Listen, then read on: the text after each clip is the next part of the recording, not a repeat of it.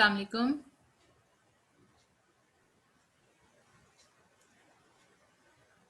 जी, आपको आवाज आ रही है मेरी? Yes ma'am. ओके। कल हमने टॉपिक स्टडी किया था, that is the replication process. मैंने आपको इसकी वीडियो सेंड कर दी थी, आपने उसको समझा?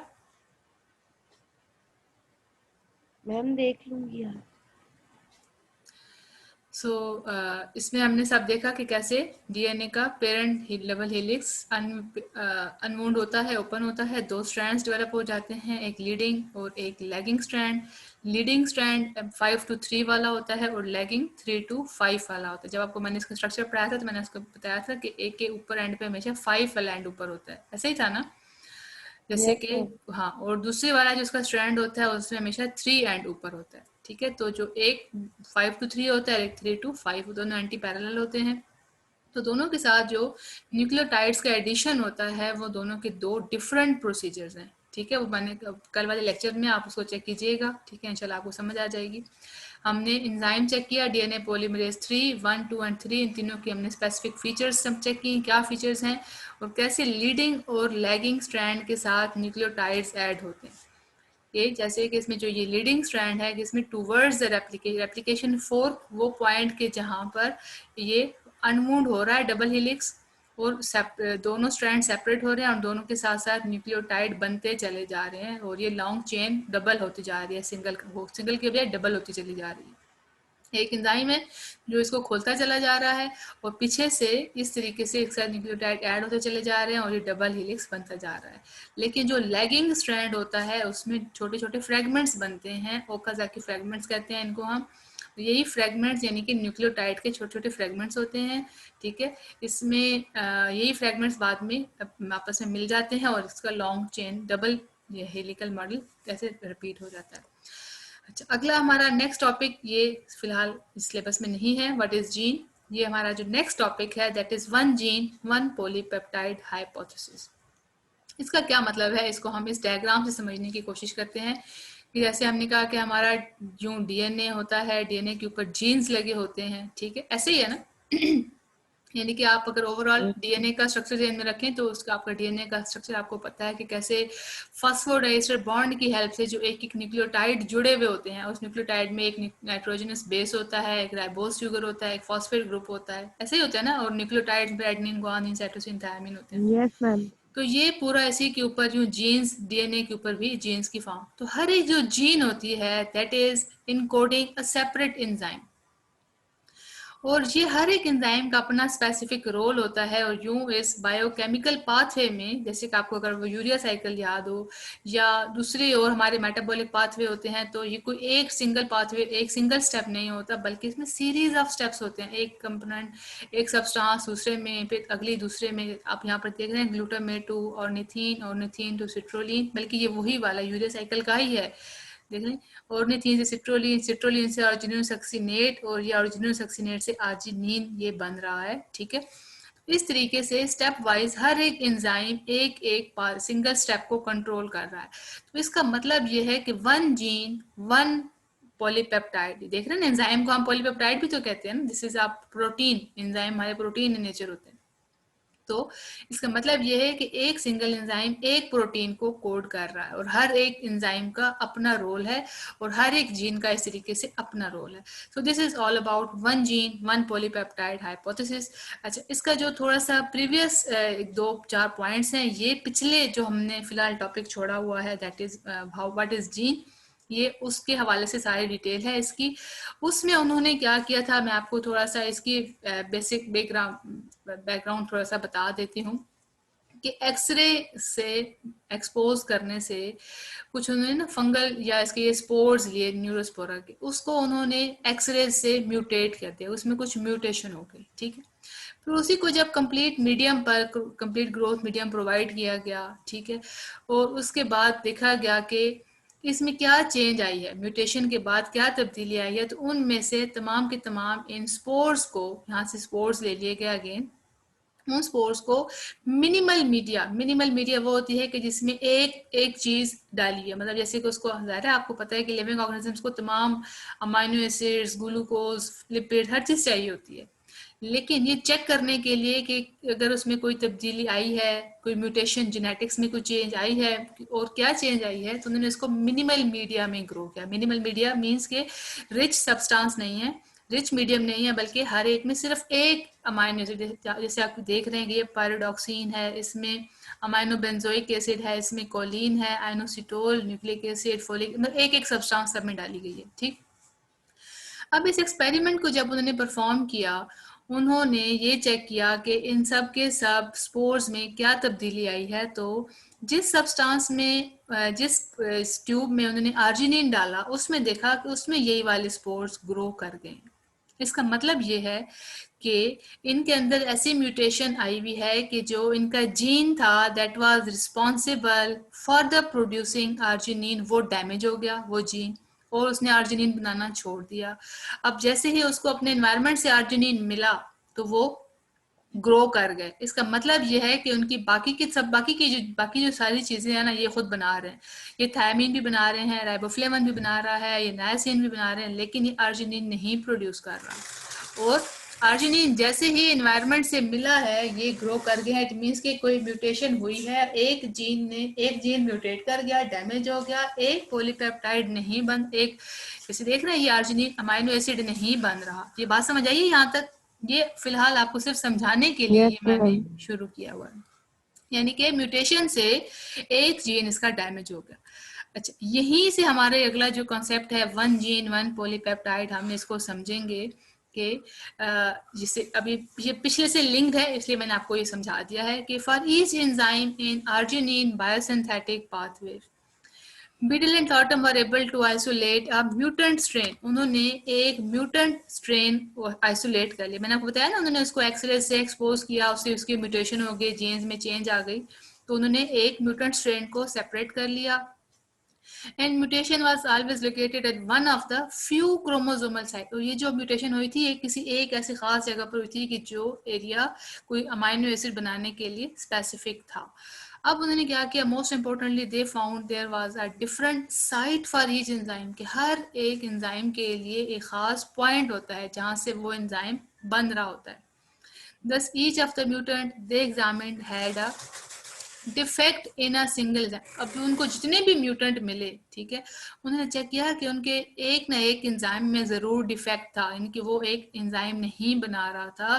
क्यों? क्योंकि caused by a mutation at a single site on one chromosome, कि उनके क्रोमोसोम के ऊपर जो एक खास जगह थी, एक खास जीन था, उसमें म्यूटेशन आ गई। मेरी बात समझ आ रही है आपको? Simply yes ma'am. ये हम समझ रहे हैं कि उसके एक्सपोजर, एक्सरे से एक्सपोज करने के बाद उनके अंदर म्यूटेशन आ गई थी, और म्यूटेशन एक खास पॉइंट पर आई थी, एट अ स्पेसिफिक साइट पे आई थी, ठीक है, क्रोमोसोम के ऊपर। तो उन्होंने क्या कंक्लूड किया? उन्होंने कंक्लूड किया कि genes produce their effects by specifying the structure of the enzyme. कि ज़ाहिर हमें पता है ना कि जीन्स अपने अंदर जो इन्फॉर्मेशन होती है उसको इनकोड करते हैं। कैसे इनकोड करते हैं? कि उन्होंने जो भी एंजाइम बनाना होता है, ठीक है, by specifying the structure of enzyme, उन्होंने जो भी एंजाइम बनाना है वो बना रहे होते हैं। And that each gene encodes the structure of one enzyme. बस सिंपल सी बात है कि genes produce their effect, genes अपना इफेक्ट शो करते हैं। कैसे? By encoding the structure of enzyme, जो एंजाइम उन्होंने बनाना है वो उसका स्ट्रक्चर वो डेवलप कर रहे होते हैं।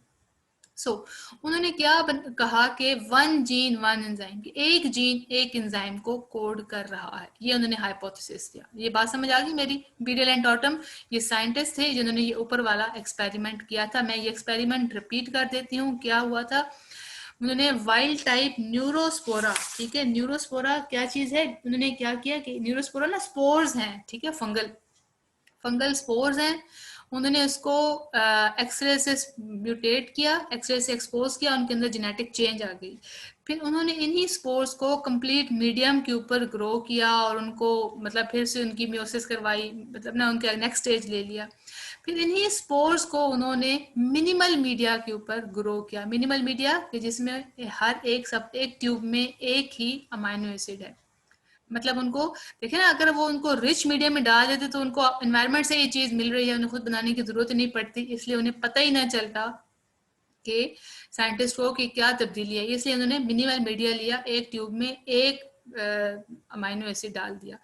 तो जो वो नहीं बना पा रहे थे, ठीक है, जो अब वो आर्जिनिन नहीं बना पा रहे थे क्योंकि उनका ये वाला जीन डैमेज, आर्जिनिन जो बायोसिंथेटिक पाथवे है, ठीक है, वो डैमेज हुआ पड़ा है इनमें। तो जैसे उसको एनवायरनमेंट से आर्जिनिन मिला वो ग्रो कर गया। अब यहाँ पर भी आर्जिनिन वो खुद नहीं बना रहे, ठीक है, ऐसे ही है ना, और मिला भी नहीं इसलिए ग्रो नहीं किया कहीं पर भी। ये बात समझ आ गई है, नहीं आई? मैम आ गई है। अच्छा, तो इसलिए उन्होंने कहा कि एक जीन जो है वो एक एंजाइम को इनकोड कर रहा है, इसलिए इसने इसको नाम दिया one gene one enzyme hypothesis.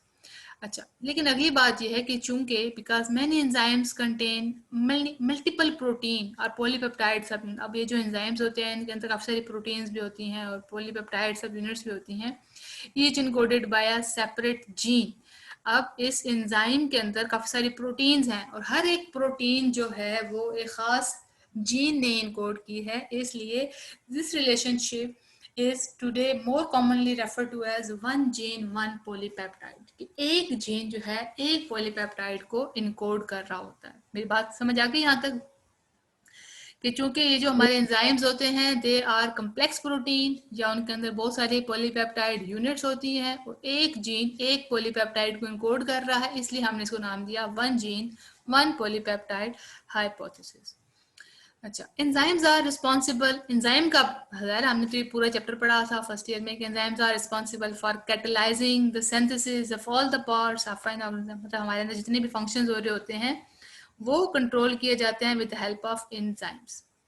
They are also responsible for the assembly of nucleic acids, proteins, carbohydrates and lipids। तो उनके अंदर जितने भी हमारे अंदर जिस काम हो रहे होते हैं, यानी कि असेंबली, यानी कि इनका सिंथेसिस भी, और सिंथेसिस के बाद उनका अपना खास प्रॉपर शेप में अपना रोल परफॉर्म करना, this is all happening under the responsibility of enzymes. Therefore, by encoding the structure of enzyme, जैसे ये एंजाइम्स बनाए जाते हैं एंड अदर प्रोटीन, इसकी वजह से हम कह सकते हैं कि DNA specifies the structure of organism itself. देखें, ओवरऑल पूरे ऑर्गेनिज्म की बात अब यहाँ पर हो रही है कि पूरे ऑर्गेनिज्म को, उसके स्ट्रक्चर को कौन स्पेसिफाई कर रहा है? हमारा डीएनए। ये बात आपको यहाँ पर कितनी इंटरेस्टिंग है कि चूंकि तमाम के तमाम एंजाइम की तमाम के तमाम बॉडी पार्ट्स का बनना, this is happening bye enzyme, enzyme उसको कैटलाइज कर रहा है। उसके बाद फिर assembly of nucleic acids, proteins, carbohydrates, lipids, ये भी सब कुछ हो रहा है एंजाइम्स के अंदर, एंजाइम्स की हेल्प से, ठीक है। Therefore by encoding the structure of enzyme, तो इस एंजाइम के स्ट्रक्चर को इनकोड करने की वजह से, क्योंकि इनके तमाम एंजाइम का जो भी स्ट्रक्चर है और फंक्शन है ये हमारा डीएनए कंट्रोल कर रहा है ना, डीएनए कर रहा है ना, हमारे जीन्स कर रही है। ये बात समझ आ रही है? Yes ma'am. देखिए ना कि ये जो हमारे एंजाइम्स हैं ये तमाम हमारे बायोसिंथेटिक पाथवे को यही एंजाइम्स हमारे कंट्रोल कर रहे हैं। और इसी तरीके से तमाम लिपिड्स, कार्बोहाइड्रेट्स, न्यूक्लिक एसिड, इन सब की असेंबली, सब की सिंथेसिस को हमारे एंजाइम्स ही कंट्रोल कर रहे हैं। और जो ये एंजाइम्स हैं इनको प्रोड्यूस कौन कर रहा है? हमारा डीएनए, हमारे जीन्स बना रहे हैं। जिसका मतलब ये है कि डीएनए हमारी पूरी बॉडी के स्ट्रक्चर को, फंक्शन को ही कंट्रोल कर रहा होता है। क्लियर? जी एलिशा, अगर क्वेश्चन आ जाए how DNA specifies the structure of organism itself, अगर ये क्वेश्चन आ जाए तो आपने इसमें यही पॉइंट लिखना है कि because all of the enzymes, ठीक है, responsible for the catalysing the synthesis of all parts of an organism, चूंकि तमाम एंजाइम्स हमारे बॉडी के तमाम फंक्शंस को कंट्रोल कर रहे होते हैं, and these enzymes are then synthesised by the DNA, ठीक है। तो DNA specifies the structure of whole organism. Clear? Yes ma'am. आगे चलो। अच्छा, ये अगला वाला टॉपिक नहीं है, उससे नेक्स्ट टॉपिक है कि how cells they use their RNA to make protein, के फिर उसके बाद प्रोटीन की सिंथेसिस कैसे की जाती है। ये यहाँ पर एक 2 स्टेप का प्रोसेस है कि कैसे, देखें हमारे सेल में, बॉडी में डीएनए होता है, ये तो बात हमें पता है, लेकिन प्रोटीन्स बनती हैं। अभी आपने कहा ना कि हमारे तमाम के तमाम एंजाइम्स जो हैं वो प्रोटीन्स हैं, ये पॉलीपेप्टाइड इन नेचर है, तो वो कैसे बनती है? अब ये हम अगला, उससे अगला स्टेप पे हम आ गए हैं, ठीक है। कैसे डीएनए से प्रोटीन बनाई जाती है? अब यहाँ पर आपने अगर इस डायग्राम को ध्यान में रखेंगे तो आपको ये हमेशा याद रहेगा कि सबसे पहले डीएनए के अंदर जो इन्फॉर्मेशन, डीएनए डबल हेलिकल होता है, इस डबल हेलिकल से इंफॉर्मेशन को पहले कन्वर्ट किया जाता है आरएनए में। ये सिंगल स्ट्रैंडेड है, ठीक है, ये सिंगल स्ट्रैंडेड। इसी तरीके से न्यूक्लियोटाइड की चेन है, ये डबल चेन है, ये डबल हेलिकल स्ट्रक्चर है, ये सिंगल स्ट्रैंडेड है, ये डबल स्ट्रैंडेड है, ठीक। तो सिंगल स्ट्रैंडेड न्यूक्लियोटाइड की चेन में सबसे पहले मैसेज को कन्वर्ट किया जाता है और इसको कहा जाता है मैसेंजर आरएनए। इस प्रोसेस को नाम दिया जाता है ट्रांसक्रिप्शन। उसके बाद मैसेंजर आरएनए से जो भी इंफॉर्मेशन होती है उसको प्रोटीन में कन्वर्ट, प्रोटीन कह लें, एंजाइम कह लें, पॉलीपेप्टाइड कह लें, उसको जब भी इस प्रोटीन में कन्वर्ट किया जाता है, so this process is called translation. समझ आ गई बात की? Yes ma'am. क्लियर? अच्छा, अब यही बात हम इसमें पढ़ेंगे, ठीक है। अब इसी बात को अच्छा, अब ये तो हमने ओवरऑल इसको समझ लिया, लेकिन इस पूरे प्रोसेस को कहा जाता है central dogma of gene expression. ठीक होगी बात? इस पूरे प्रोसेस को कहा जाता है central dogma of the gene expression, कि कैसे जीन एक्सप्रेस। देखिए ना, डीएनए के ऊपर हमने कहा था जीन्स लगी होती हैं, ऐसे ही था ना, डीएनए के ऊपर जो हमारे जीन्स ऊपर अटैच होती हैं। इसी चीज को हम कैसे एक्सप्लेन करते हैं कि जी all organisms use the same basic mechanism of reading and expressing genes. हमारे जीन्स के अंदर इंफॉर्मेशन होती है, मैसेज होता है, उस मैसेज को कैसे रीड किया जाता है, फिर एक्सप्रेस किया जाता है। इस पूरे प्रोसेस को कहा जाता है सेंट्रल डोग्मा। हमने अभी सेंट्रल डोग्मा को देख लिया कि डीएनए से डबल स्ट्रैंडेड से मैसेज को कन्वर्ट किया जाता है single stranded, that is messenger RNA. इस मैसेंजर आरएनए से जब प्रोटीन, अमाइनो एसिड्स या पॉलीपेप्टाइड्स बनाई जाती हैं, तो this is process is called translation. तो ओवरऑल इस पूरे प्रोसेस को कहा जाता है central dogma. The genetic information resides in the DNA, मतलब जितनी भी हमारी इन्फॉर्मेशन होती है, इन्फॉर्मेशन मीन्स कि हमारे बालों का स्ट्रक्चर कैसा होगा, कलर कैसा होगा, आई कलर कैसा होगा, शेप कैसी होगी, बॉडी के स्ट्रक्चर कैसे होंगे, कौन सा एंजाइम कितना बनेगा, कब बनेगा, this all information is present in the DNA which is the main fountain head. यानी कि जो मेन हेड कह लें, इसका जो ब्रेन कह लें, वो डीएनए है। The genetic information flows down into the RNA। अब ये पहला स्टेज है, पहले आरएनए में आ जाता है which is then converted into protein। ये हो गई हमारी सेंट्रल डोग्मा की डेफिनेशन कि डीएनए से मैसेज कन्वर्ट किया जाता है into messenger RNA and messenger RNA into the protein। ठीक होगी बात? ये बात क्लियर है? सेंट्रल डोग्मा किसे कहते हैं? ये एग्जाम में अक्सर आ जाता है, what is central dogma? Yes ma'am. अच्छा, अब ये उसी की ही आगे थोड़ी सी एक्सप्लेनेशन है कि क्या है ट्रांसक्रिप्शन और क्या है ट्रांसलेशन। ये मैंने हाईलाइट किया, transcription and translation. The first step of central dogma, अब ये पहला स्टेप जो आप इसको ये देख रहे हैं, transcription is the transfer of information from DNA to the RNA, which occurs when an messenger RNA copy of the genes is produced। जैसे ही मैसेंजर आरएनए बनाया जाता है, यानी कि इन जीन्स की कॉपी बनाई जाती है, इस प्रोसेस को हम कहते हैं ट्रांसक्रिप्शन। ठीक होगी बात? ये बात समझ आ गई कि डीएनए से मैसेंजर आरएनए को जब बनाया जाता है, this process is called transcription. अच्छा, अब ट्रांसक्रिप्शन में क्या होता है, थोड़ा सा ये समझने वाला पॉइंट है, इसको हम बाद में समझते हैं, ठीक है। अब ये जो सेकेंड स्टेप है, second step of the central dogma is the transfer of information from RNA to protein. ये तो सिंपल बात है जो भी हमने पीछे देखी। अब ये प्रोसेस कैसे होता है, which occurs when information contained in the messenger RNA is used to direct the synthesis of polypeptides by ribosome. हमें पता है कि हमारे प्रोटीन्स बनने का काम राइबोसोम्स के अंदर होता है, ठीक है। Ribosomes are responsible for protein synthesis. मतलब ये अभी वो बातें मैं आपको बता रही हूँ कि जो हम ऑलरेडी मैं आपको एक्सप्लेन कर चुकी हूँ कि सिंपल मैसेंजर आरएनए से जो हमारे प्रोटीन सिंथेसिस का प्रोसेस है, that is called translation with help of ribosome. ठीक है, ये बात समझ आ गई? Yes ma'am. This process is called translation. क्यों? क्योंकि nucleotide sequence of the messenger RNA is translated. कहते हैं इसे क्यों ट्रांसक्रिप्शन कहा जाता है? इसे ट्रांसलेशन इसलिए कहा जाता है कि जो भी इसके अंदर मैसेज है, देखिए ना, एक जबान की बात है ना, एक लैंग्वेज की बात है, एक इंफॉर्मेशन इसके अंदर है, इस इंफॉर्मेशन को पहले इधर कन्वर्ट किया जाता है, दिस इज ट्रांसक्रिप्शन। अब जो मैसेज इसके अंदर आया है उसको ट्रांसलेट किया जा रहा है, इसकी अपने जो भी आंसर है, तो इस ट्रांसलेट करने वाले प्रोसेस को कहा जाता है translation. So this is transcription और प्रोटीन का बनना ट्रांसलेशन. ठीक है. अच्छा, अब ये थोड़ा सा एक प्रोसेस है 2-3 पॉइंट्स का, ये मैं आपको अभी समझा देती हूँ कि ट्रांसक्रिप्शन को कैसे प्रोसेस के किया कैसे जाता है, ट्रांसक्रिप्शन होता कैसे.